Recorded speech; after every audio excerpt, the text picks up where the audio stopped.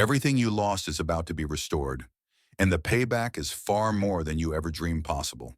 Chosen ones, your journey has been marked by betrayal, heartbreak, and countless moments of struggle.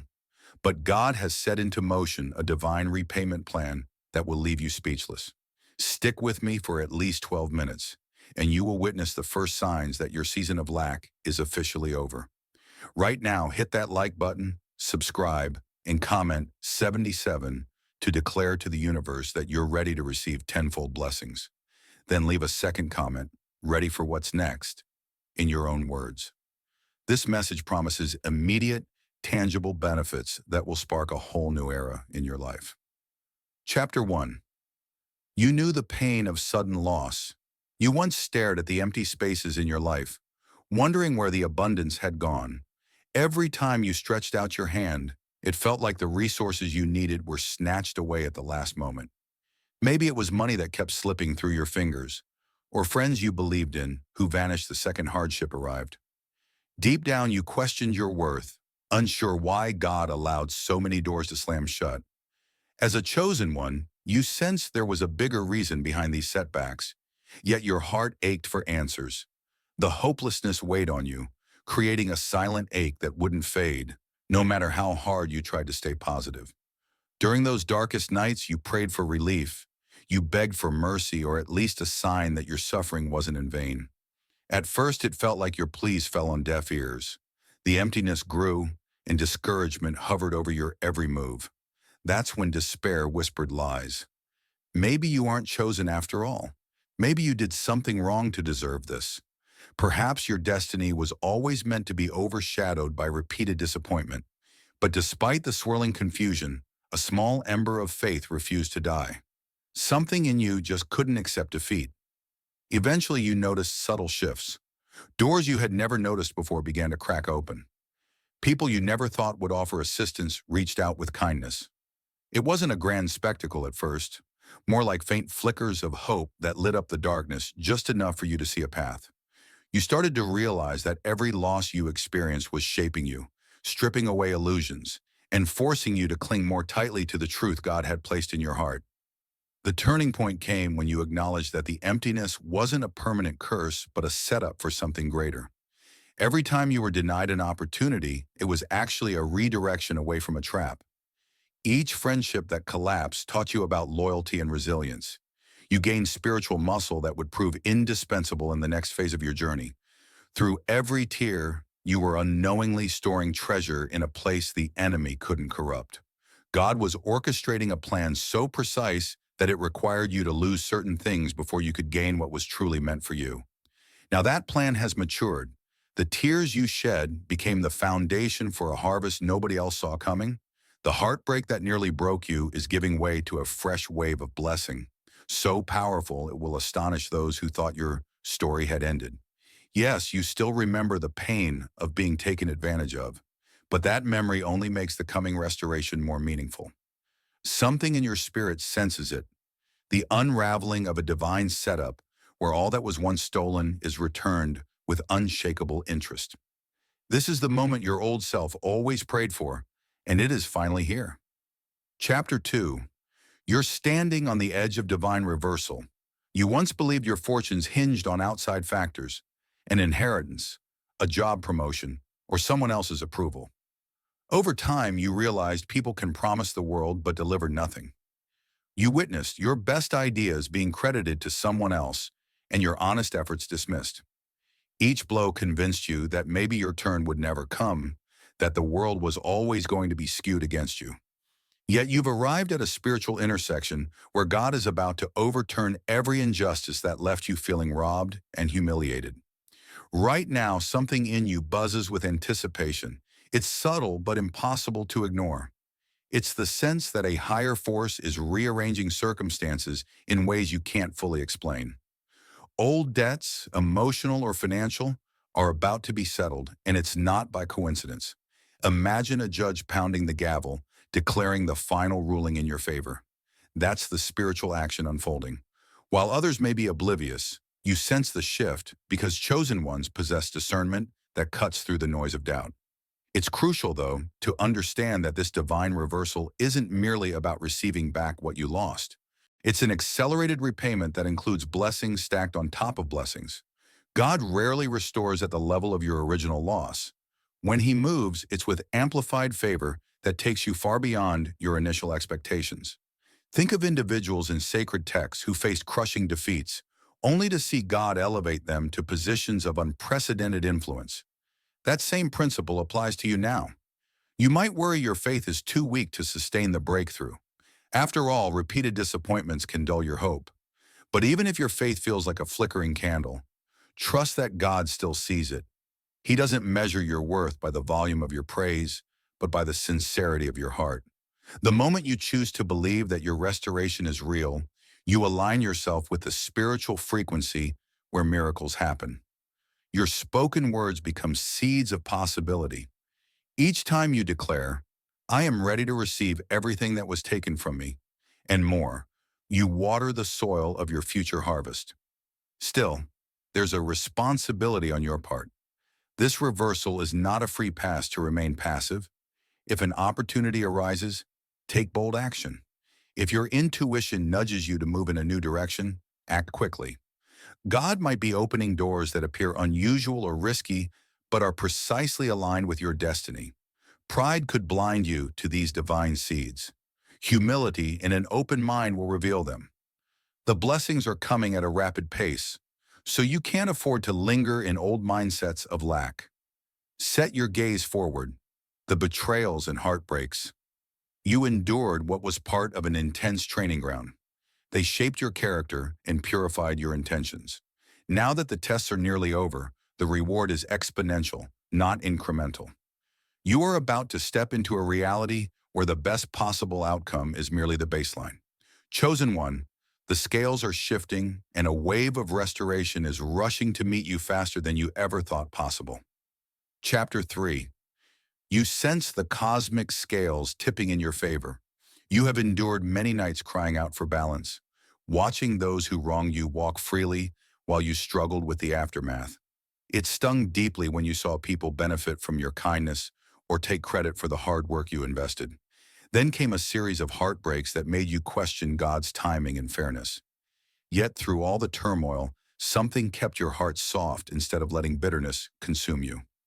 That something is the unwavering conviction that God sees your tears and calculates them into your ultimate reward. Now you feel a certain warmth in your spirit, a sign that the cosmic scales are shifting. It's like watching an invisible hand rearrange puzzle pieces that were once scattered. You may not have all the details, but your soul knows a grand orchestration is taking place. People who once brushed you off or overlooked your talents begin to reappear, suddenly recognizing the value they dismissed. Offers you never dared to imagine are now showing up unannounced in your field of vision. This is not random. It's the realignment you prayed for, coming at the precise moment God intended. But remember, this isn't about boasting in front of those who doubted you. If anything, it's about stepping into a role of grace. Will you let the outcome speak for itself? Let every open door serve as evidence of God's justice rather than a means for you to exact revenge.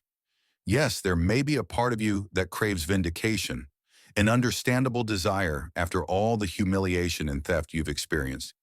Yet God doesn't elevate you just to mirror the pettiness of those who harmed you. He lifts you to model humility and compassion in the midst of undeniable favor.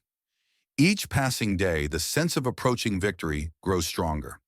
You might receive intuitive flashes during prayer or quick mental images showing you accomplishing things that once seemed impossible.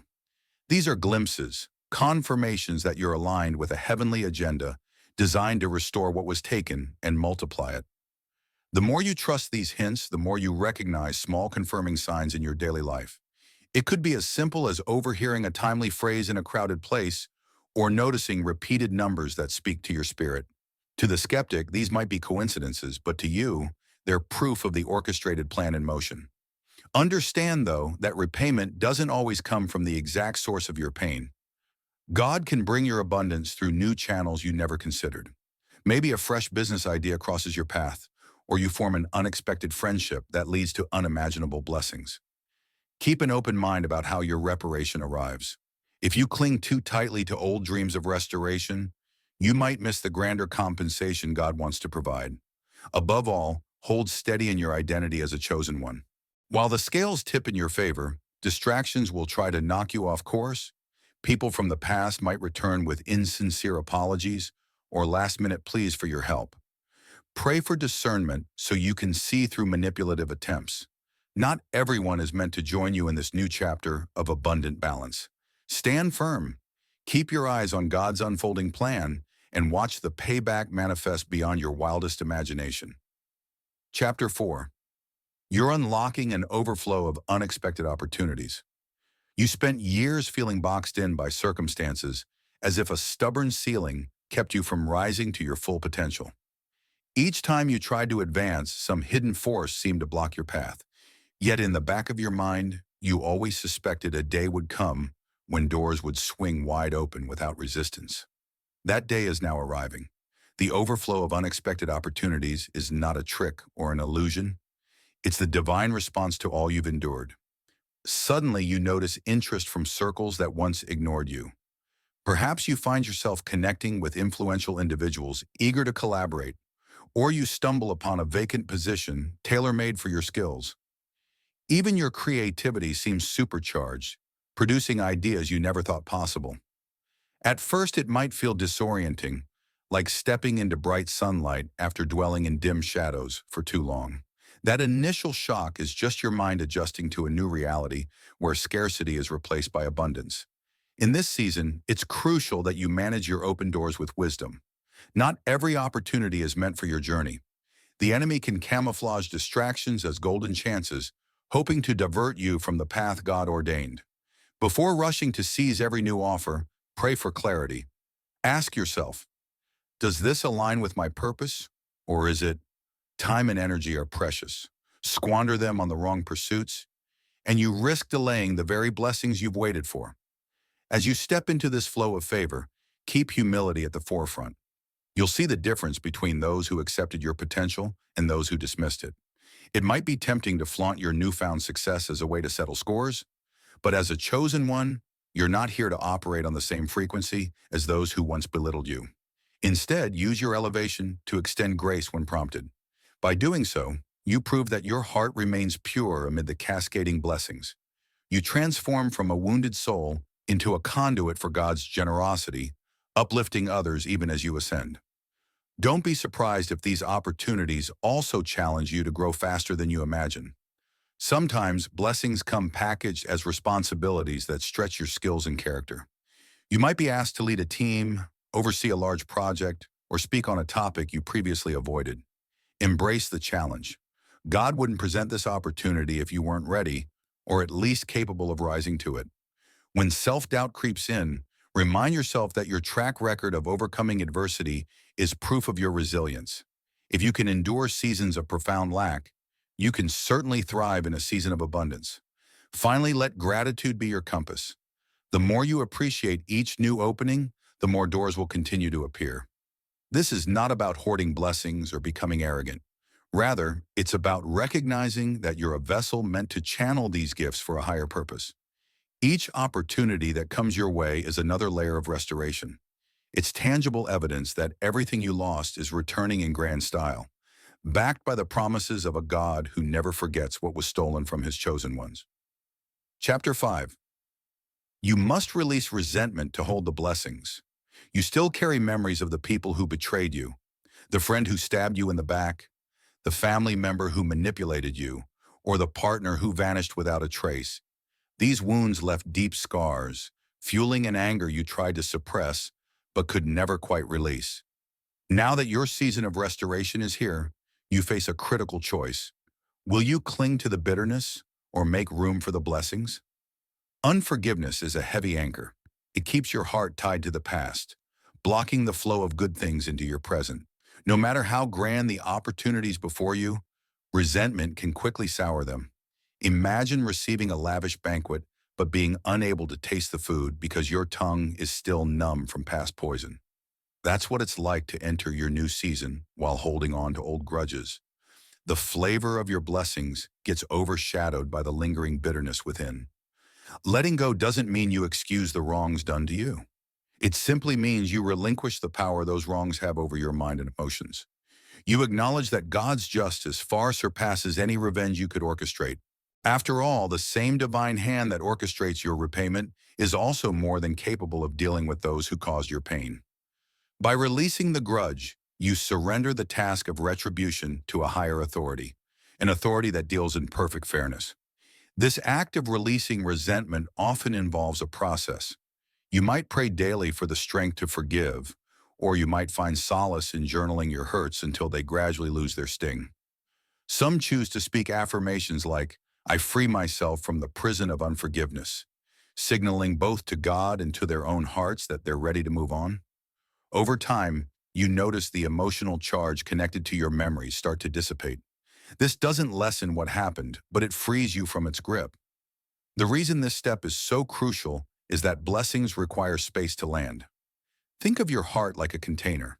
If it's filled to the brim with the toxic residue of anger and pain, there's little room left for the overflow you've been promised. You can't pour fresh water into a vessel already occupied by stagnant liquid. So, to fully embrace the tenfold return of everything stolen, you must, first, pour out the bitterness that's been lingering for so long. Once you commit to this release, you'll find that your blessings multiply. Opportunities that were hovering on the edge of your reality will surge forward. Your perspective shifts from focusing on past injuries to celebrating present miracles. People around you will even sense your new warmth. You radiate a peace that draws more favor, more connections, and more success.